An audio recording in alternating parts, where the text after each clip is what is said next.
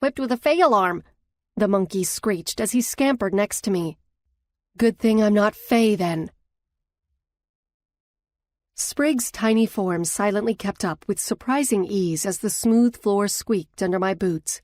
Muscles in my legs tightened as I veered around a corner, leading me to the exit.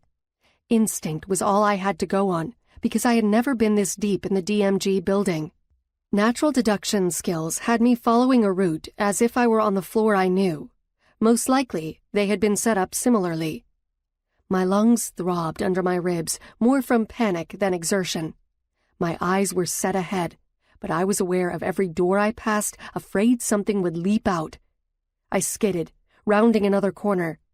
Stairs, my exit leading up, was in sight. A machine similar to the ones for airport security bordered the end of the corridor before reaching the stairs. The moment my toes crossed it, the buzzer sounded, belting a loud signal off the walls. What the hell? Not Fey, huh?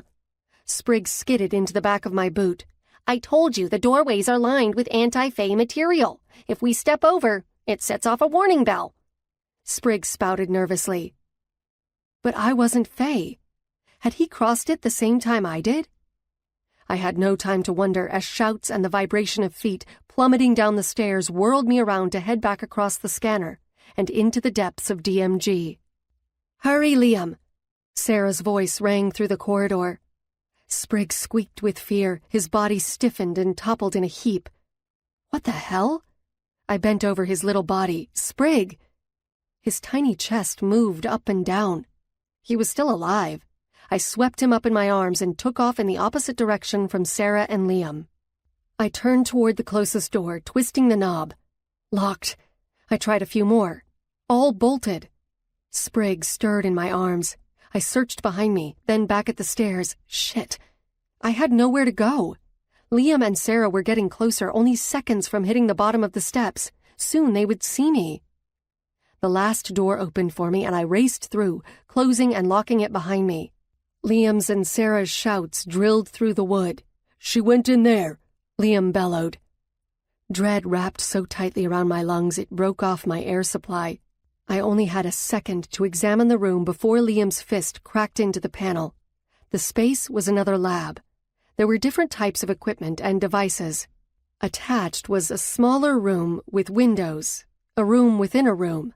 An operating table with chains hanging off the side was located in the side space. Whatever they put on the bed, they restrained and observed from this outer room.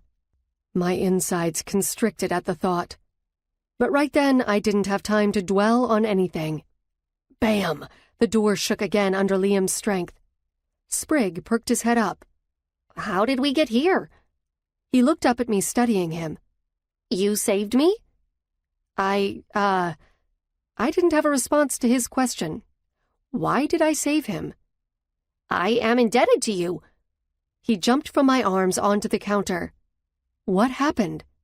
I tend to fall asleep at the most inopportune moments.